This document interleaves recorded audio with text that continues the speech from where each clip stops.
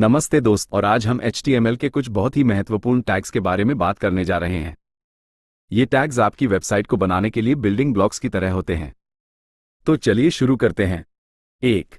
नव टैग। नव टैग का इस्तेमाल हम अपनी वेबसाइट के नेविगेशन मेनू बनाने के लिए करते हैं। ये मेनू यूजर्स को एक पेज से दूसरे पेज पर जाने में मदद करता है। उदाहरण, हमारी वेबसाइट के ऊपर या साइड में आपने कई बार मेनू देखा होगा जिसमें होम, अबाउट, कॉन्टैक्ट और दूसरे पेजों के लिंक होते हैं। ये सब नव टैग के अंदर ही बनाए जाते हैं। 2. div tag. div टैग को हम एक कंटेनर की तरह सोच सकते हैं। हम किसी भी तरह के कंटेंट को इस कंटेनर के अंदर रख सकते हैं।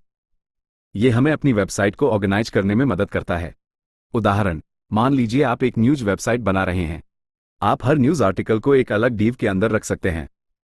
इससे आप आसानी से हर आर्टिकल को स्टाइल कर सकते हैं। 3. Span tag. स्पैन टैग भी एक कंटेनर है, लेकिन div टैग से छोटा। हम स्पैन टैग का इस्तेमाल किसी छोटे से टेक्स्ट को स्टाइल करने के लिए करते हैं। उदाहरण, मान लीजिए आप किसी शब्द को बोल्ड या इटैलिक करना चाहते हैं, तो आप उस शब्द को स्पैन टैग के अंदर रखेंगे और फिर उस स्पैन टैग को स्टाइल करेंगे। 4. HR tag. HR टैग का इस्तेमाल हम एक हॉरिजॉन्टल लाइन खींचने के लिए करते हैं। ये लाइन दो अलग अलग सेक्शनों को अलग करने में मदद करती है।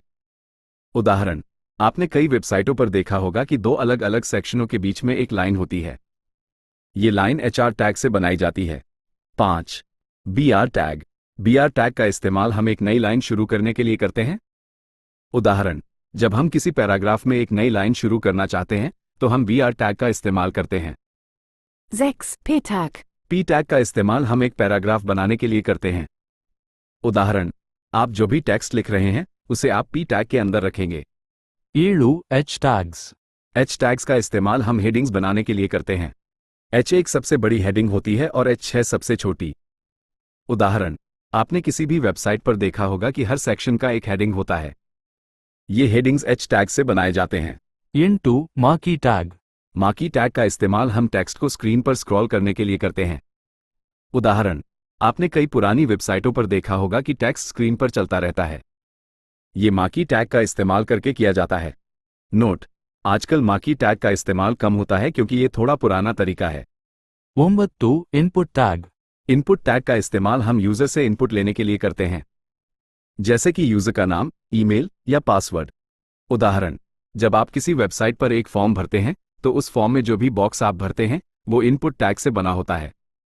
निष्कर्ष, दोस्तों, आज हमने HTML के कुछ बहुत ही महत्वपूर्ण टैग्स के बारे में सीखा। इन टैग्स को समझने से आप अपनी खुद की वेबसाइट बनाना शुरू कर सकते हैं। अगर आपको यह वीडियो पसंद आया हो तो इसे लाइक और शेयर जरूर करें, और हमारे चैनल को सब्सक्राइब करना न भूलें।